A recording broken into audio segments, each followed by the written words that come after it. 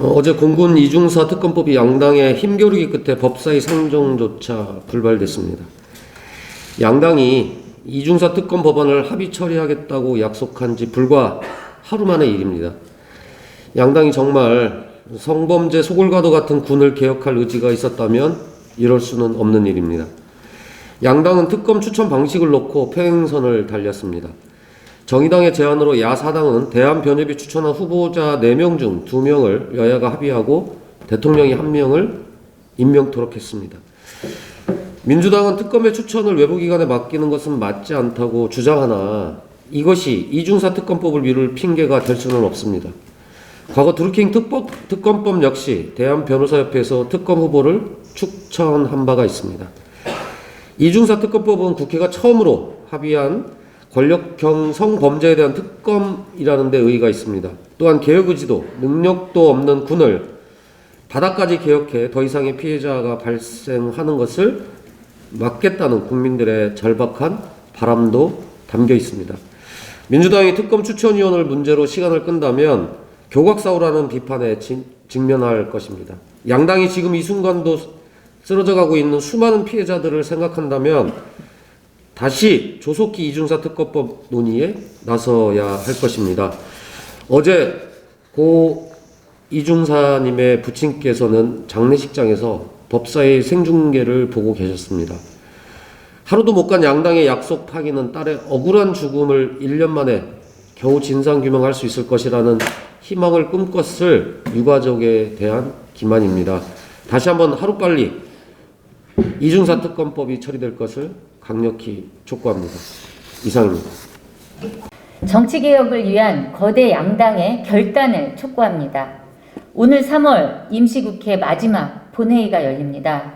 오늘 국회가 처리해야 할 안건 중 가장 시급한 것은 누가 뭐라 해도 지방선거 선거구 획정과 기초의회 중대선거구제 확대 법안일 겁니다. 그러나 두 안건 모두 오늘 본회의에 올라가지 못했습니다. 아직까지 거대 양당이 놓지 못한 기득권 때문입니다. 이번 대선은 과거 어느 대선보다 우리 사회에 큰 상처를 남겼습니다. 그러한 대선을 겪으며 다당제 민주주의에 대한 열망은 그 어느 때보다 뜨겁습니다. 양당의 후보들도 국민통합, 다당제 연합정치 등을 약속했습니다. 그러나 대선이 끝난 지금 여전히 정치개혁은 제자리 걸음입니다.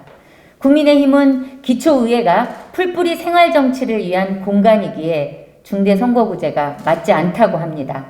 그러나 양당이 나눠먹은 기초의회는 무용론까지 불러일으키며 불신의 대상이 되었습니다. 과감하게 대표성과 비례성을 높이는 정치개혁을 통해 소외되고 지워진 주민들의 목소리를 담아내야 합니다.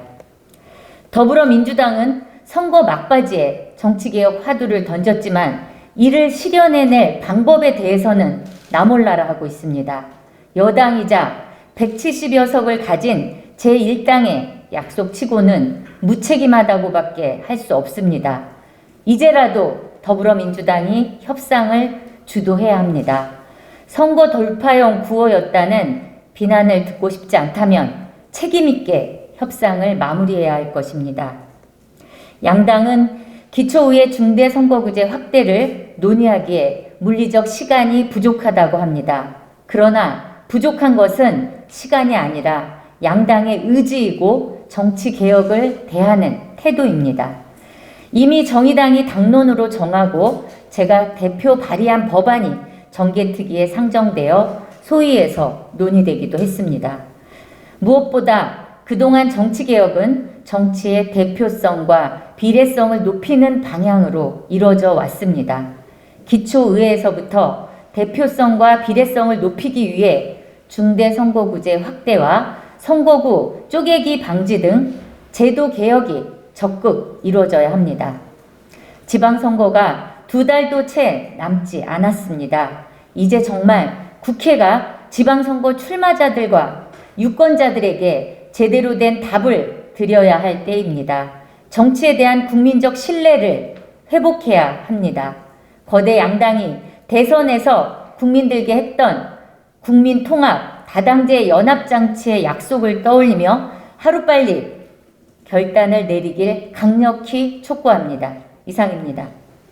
윤석열 당선인의 청와대 용산 이전 추진이 갈수록 가관입니다. 당선 후 며칠이 지나자 갑자기 용산 이전을 들고 나오더니 상식적인 반대에도 불구하고 용산 이전을 주장하고 있습니다. 현 문재인 정부에서 이전할 수 있도록 예비비를 내놓으라고 생떼를 쓰더니 마음대로 되지 않자 야전 천막을 치더라도 청와대를 이전하겠다며 큰 소리입니다. 그 와중에 정경련은 윤 당선인의 청와대 이전이 연간 최대 5조의 경제적 효과를 낸다고 발표했다가 여론의 문매를 맞았습니다. 황당한 분석의 이 보고서는 과거 이명박 시절 이틀간 열린 G20 서울 정상회의로 20조 원의 경제 효과를 얻을 수 있다 했던 낯뜨거운 치적 부풀리기를 떠올리게 합니다.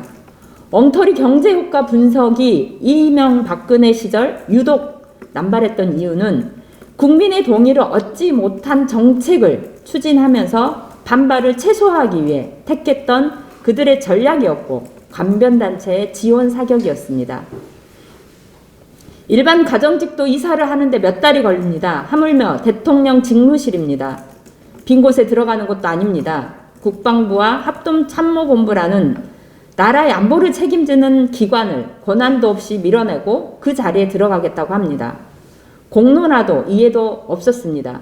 무계획에 가까운 윤 당선인의 이사 일정을 수행하려면 안보 공백은 물론이고 행정부 수장의 업무에 공백이 발생할 수밖에 없습니다. 이는 오롯이 국민들이 감내해야 합니다. 대선 이후 20여일 동안 당선인이 보여준 행보는 충격 그 자체입니다. 국민은 말뿐입니다.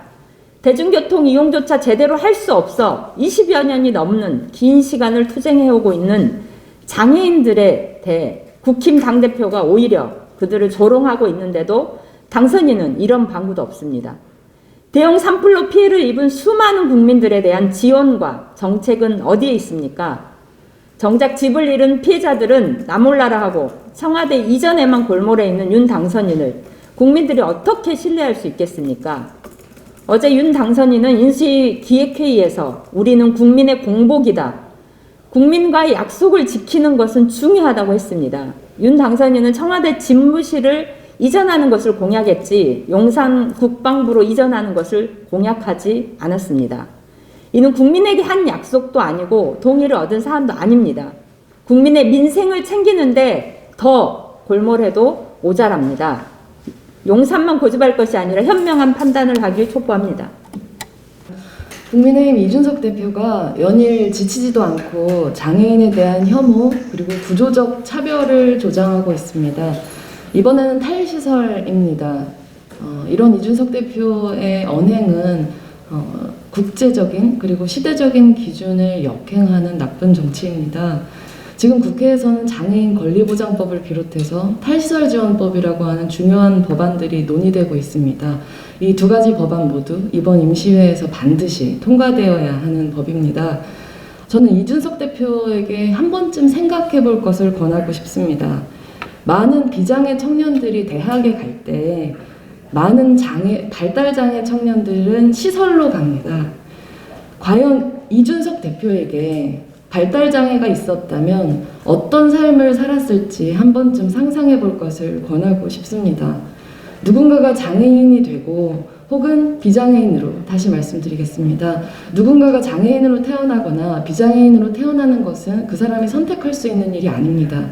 하지만 대한민국 사회에서 누군가가 발달장애인으로 태어난다고 하는 것은 이준석 대표 같은 비장애인들은 상상할 수 없는 어린 시절에 부모의 곁을 떠나서 시설로 보내질지도 모른다고 하는 구조적인 차별 앞에 놓인다고 하는 것을 의미합니다.